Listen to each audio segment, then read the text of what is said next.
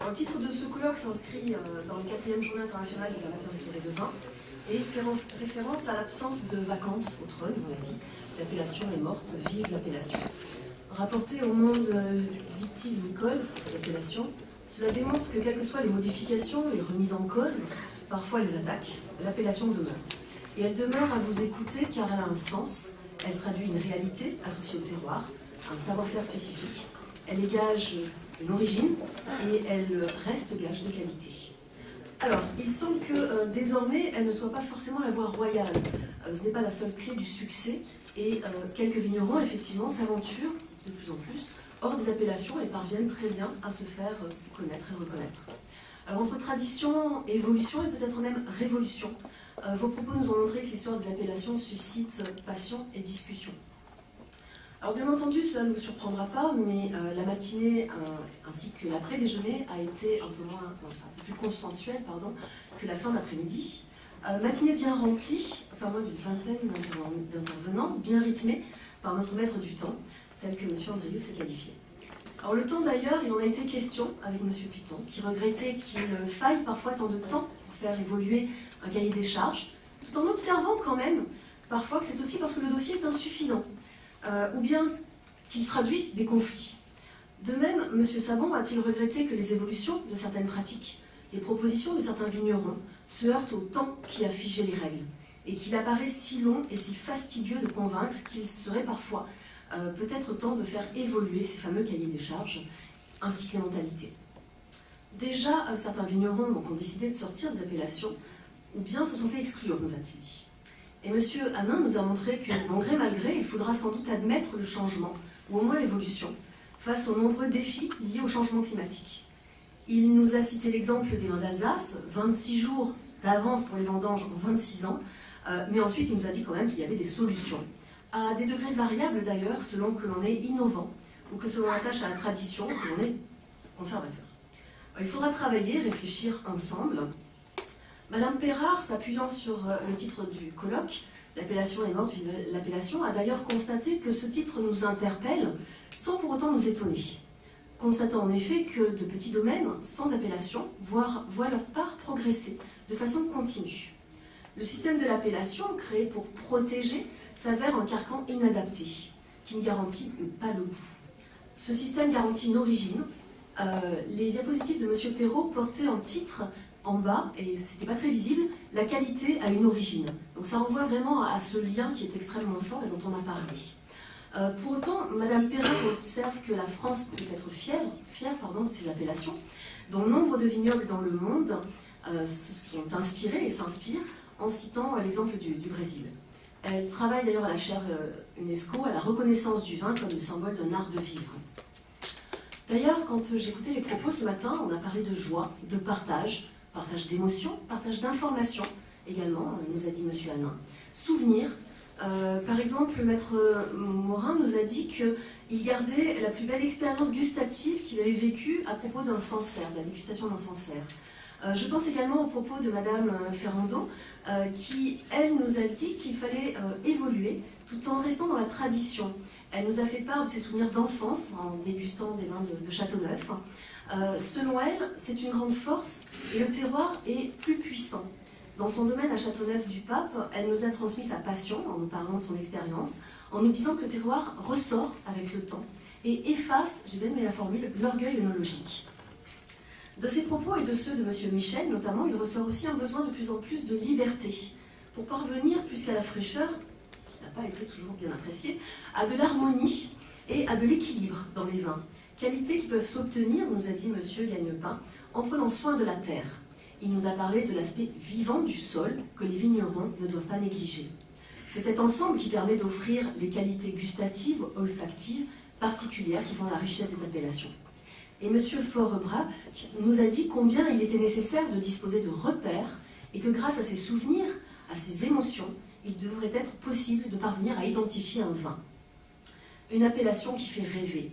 Et c'est vrai que M. Tirelli nous a parlé de son métier de caviste et nous a dit qu'il cherchait à répondre aux attentes des clients.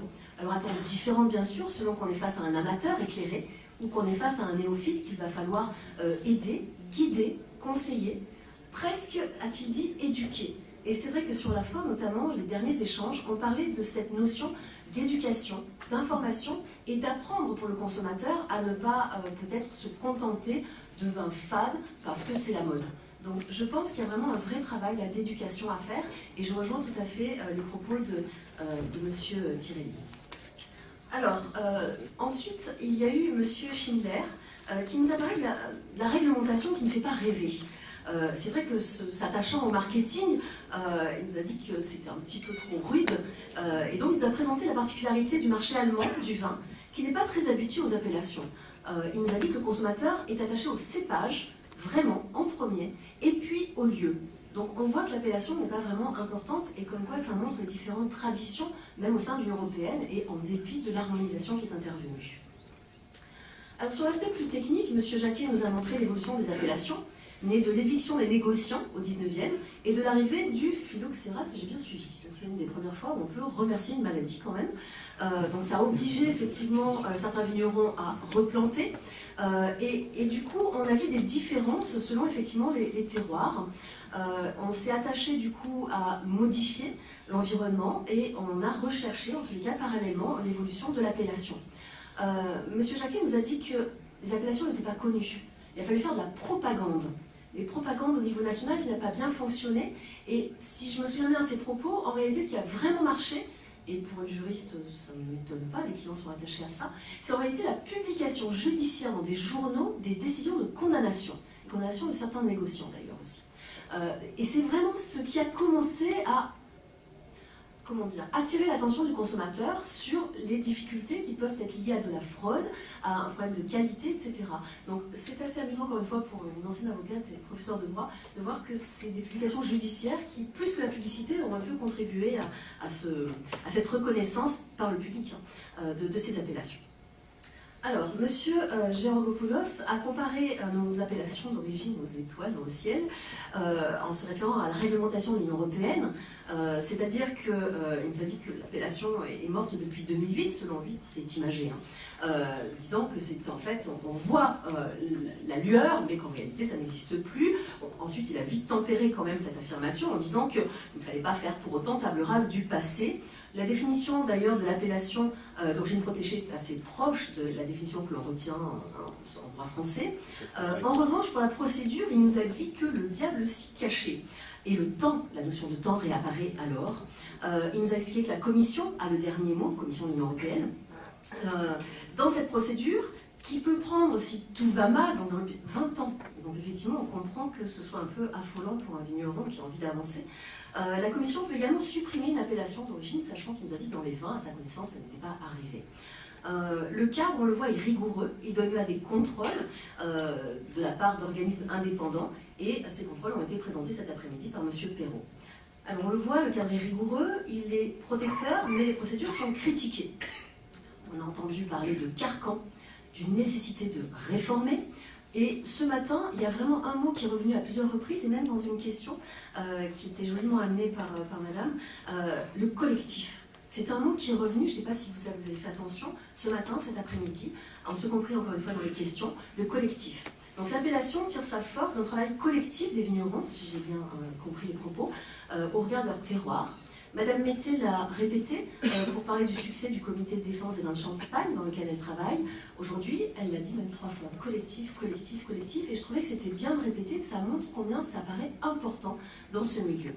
Cela traduit que l'appellation doit être l'intérêt de tous, même si Maître Morin a dit que parfois la pression est trop forte. La procédure traduit des rapports de force parfois qui sont terribles. Et il a rappelé qu'il ne fallait pas perdre de vue l'origine. Donc, on a compris effectivement qu'il fallait faire attention à l'intérêt collectif, en étant attentif aux voix discordantes. Par exemple, aux vignerons qui ont envie de faire évoluer les vins, et donc pourquoi pas l'appellation. À défaut, eh bien, ces vignerons s'en passeront tout simplement.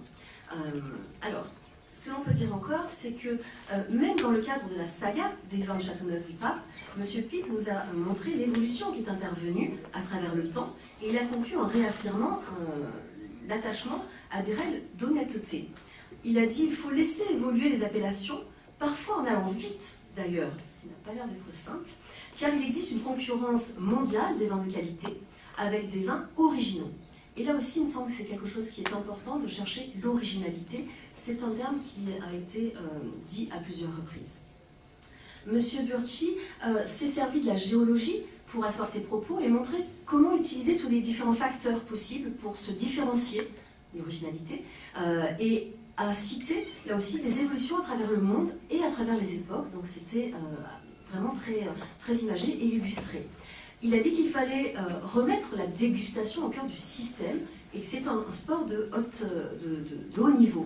Et c'est vrai que ce terme de dégustation, à la suite de ses propos, est réapparu dans la table ronde à plusieurs reprises, ainsi que ce matin. Il faut déguster les terroirs, a-t-il dit, donc c'est vraiment le rattachement, encore une fois, à la terre, au terroir. Alors, par rapport à la table ronde, s'il me reste quelques minutes, c'est vrai que là aussi les propos étaient quand même assez riches. Ce que j'ai relevé, c'est qu'il y a eu plusieurs expériences qui nous ont été décrites. Par exemple, monsieur Barbara nous a parlé du marketing de délocalisation et qu'il fallait rechercher un état d'esprit qui va passer les frontières et tout en faisant état d'une nécessité du collectif. Également, monsieur de Saint-Victor, à propos de Bandol, a dit que c'était très important, que son père était attaché dans l'association à rechercher ce travail collectif. Comme il y avait l'aspect rebelle aussi qui innervait cette table ronde, il a dit qu'effectivement il y a eu des tentatives pour bousculer, que du coup ça a dû être un peu râpeux apparemment, donc son père s'est replié dans le domaine et qu'il avait une très bonne équipe, et ensuite ça lui a permis effectivement de tester des nouvelles choses en attendant que les autres vignerons finalement se rapprochent, sachant de toute façon, il disait qu'avec le renouvellement des cahiers des charges, eh bien, c'était une nécessité et que le collectif a réapparu ainsi. Par rapport à... j'ai bien aimé aussi les propos de Loïc Pasquet, la recherche du goût oublié. C'est extraordinaire et c'est vrai que je souhaite, dans les propos que vous avez tenus, qu'effectivement, si on a des demandes de particularités, elles soient peut-être écoutées. Parce que là encore, quand je vous ai écouté, je ne suis pas dans ce domaine, je suis juriste en propriété intellectuelle, c'est beaucoup plus vaste que les appellations.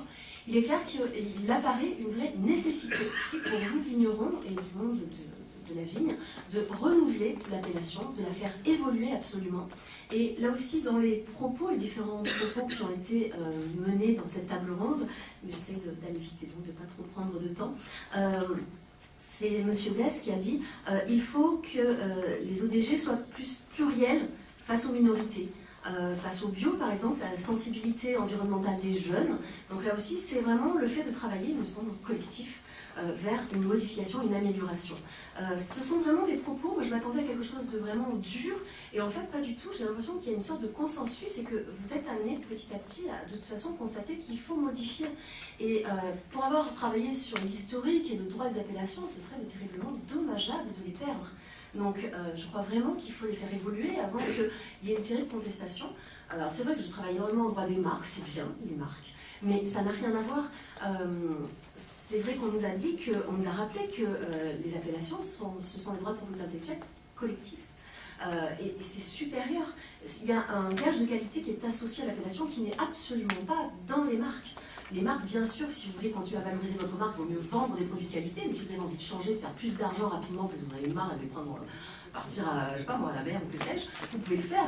Le droit des marques vous autorise à vendre de la qualité différente, c'est pas un problème, ce que ne permet pas les appellations. Donc il me semble que c'est vraiment important. Et alors après, sur les propos de Patrick Baudouin et de Michel Dess, mais j'en ai parlé, peut-être aussi de Monsieur Rosen, c'était cette idée aussi de tester autre chose. Le biodynamique, quitte à être écarté effectivement de l'appellation, mais là encore, on est écarté si l'appellation ne se modifie pas, et j'espère vraiment de tout cœur que vous allez arriver à faire modifier ce régime juridique. Voilà. Je vous remercie.